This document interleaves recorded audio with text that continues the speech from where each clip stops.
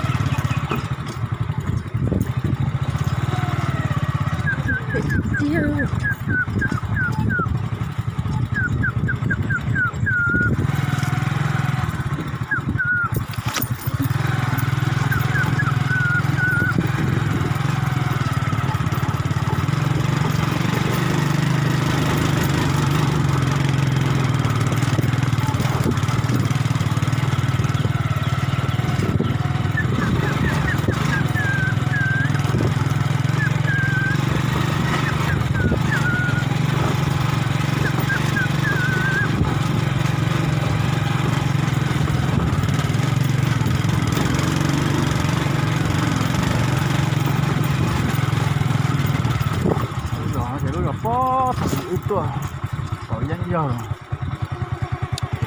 con sao của thầu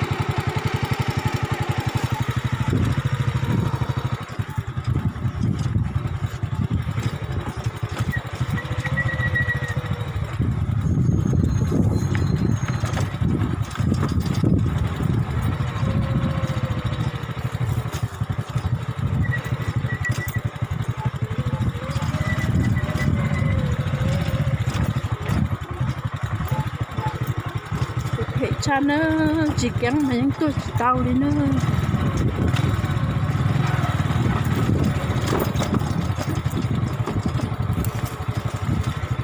chỉ kén thế mà tôi chỉ tao thế kia nó đi nữa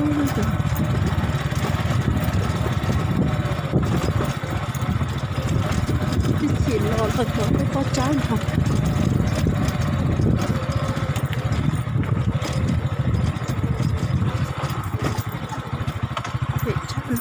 I don't know, shy.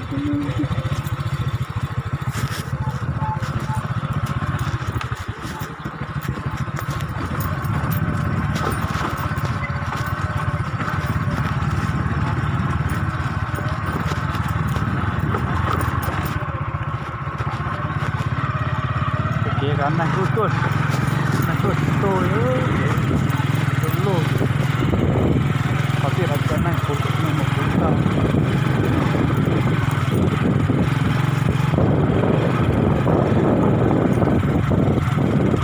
thêm một nó gắn lên nó không lo sao đi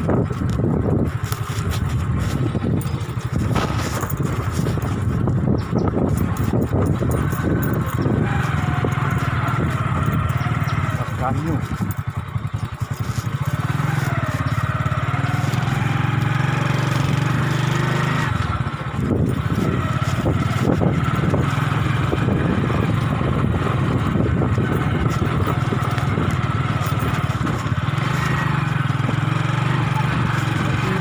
อีเลยอ้อเลย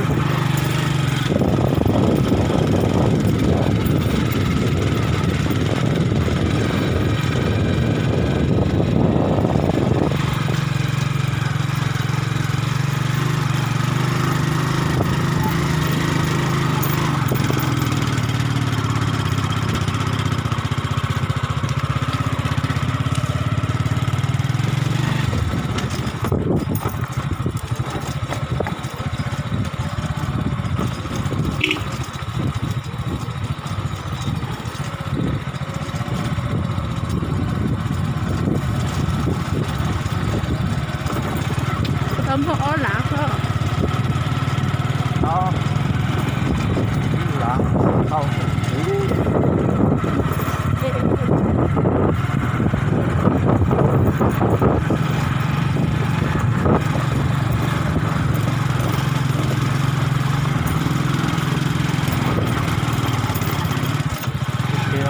phải phải ok nó tên lawm một người thì phải cảnh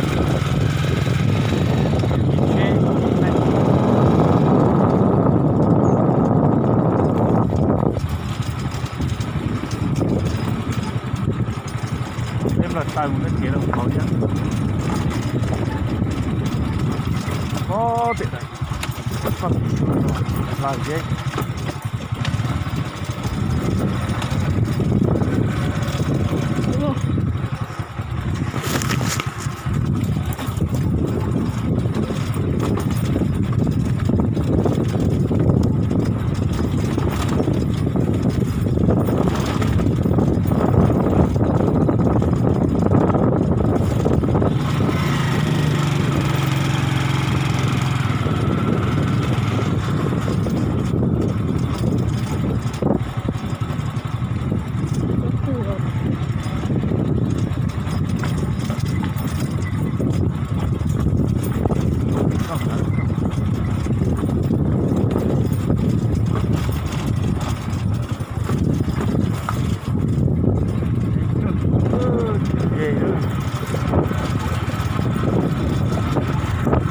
lạc kệ nó là phải làm cho bé mua sấy của họ lạc kệ gì hả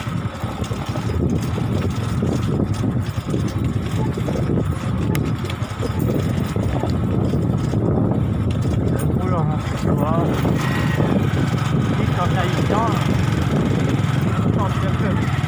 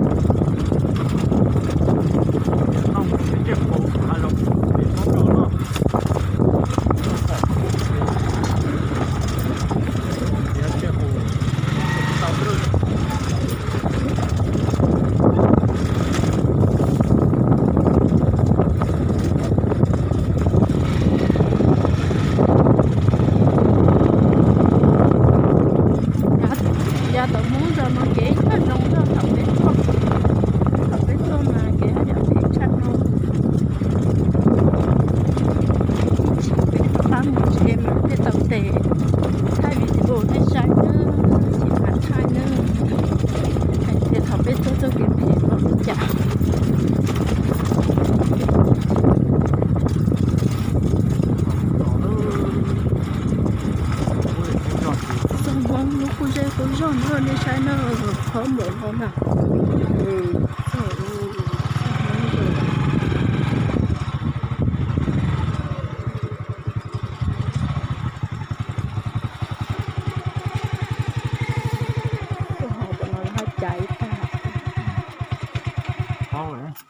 Bạn nói là nên nhận dạy cháu là nên nhận là gì nhau chứ mà. Dạ đó, chị ơi. Có nên nô tới nhóc tổ này. Ừ. Tôi nhỏ hết cuốn này, mà là chỗ to cái phố nà à. Chỗ to đấy cả. Tàu thì cái trái nào gió thì nó. Còn đồng lại cái chứ. Lúc đó là hôi chá. Giọt hôi chá lúc đó. Giò phải leng. Đây bóng này. Hôi đi đỡ. Tôi Để không có xuống gió. Ồ, cái đó là dễ bây giờ. Là dễ mà. Là dễ cho họ từ. Tí rồi. Có thổ. Giờ rồi mà ít có khỏi dân rồi mà bây giờ khỏi là dễ là. Dễ nó tí. Nó mua giọt. Lúc thì tiền lúc giò tiền lúc này. Tụi giờ có xong. Ốc chế tẩy. ở chế bê. Ốc chế bếp lâu nữa. Cái đồ món ra. Cái vừa hẳn này nó cũng vừa được có nà cho nó. Nên nhó nào đó. Dạ. Ồ, cho nên nhó đê luôn à. Sao tên nên nhó là bà xa nó chứ nhó. Ồ, nếu ở gì nhó bây giờ. Nên nó nên hạt kia là nhó bên nó là.